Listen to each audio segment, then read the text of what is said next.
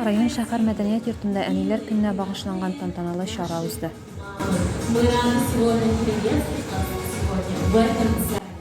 Иң җылы, иң якты бәйрәмнәрнең берсе булган әниләр көне белән гүзәл затларыбызны район башлыгы Марсель Шәйдуллин тәбрикләп, үзенең изге теләкләрен җиткерде. Герой әниләребез, улар, 15 бала үстергән әниләребез дә бик күп. Инвалид балаларны үстергән әниләребез бик күп.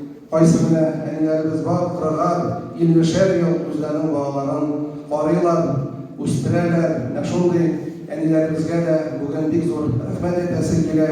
Бик зур рәхмәт сезгә, хөрмәтле, кадерле әниләребез.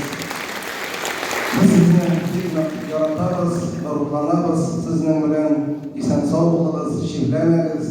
Bizni shodlantirib, nashay matur etib, isen-sog'ni yasharga yozsin, baxtli bo'lirga yozsin, bog'larimiz baxtli bo'lsin, oilalarimiz niq bo'lsin, tatuv bo'lsin, do'st bo'lsinlar, nashay bog'larimiz har vaqt bizni shodlantirsinlar.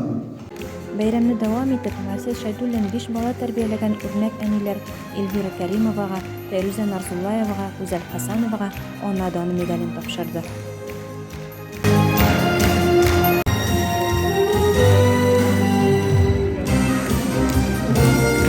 Бәйрәмдә шулай ук Нечкәбил республика конкурсында җиңү яулаган Закировлар гаиләсе дә тәбрикләнде. Әниләр бәйрәме җыр, бию, нәфис сүз һәм җылы теләкләр белән үрелеп барды.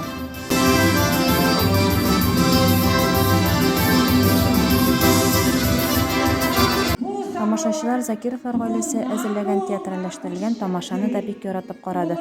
Маз белән киленем Лилия 10 ел бергә яшәп, 2 ул үстереп, төп нигезне саклыйлар.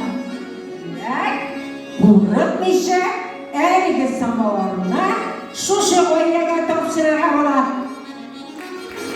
Әйдәгезгә килегез, өебезне күрегез.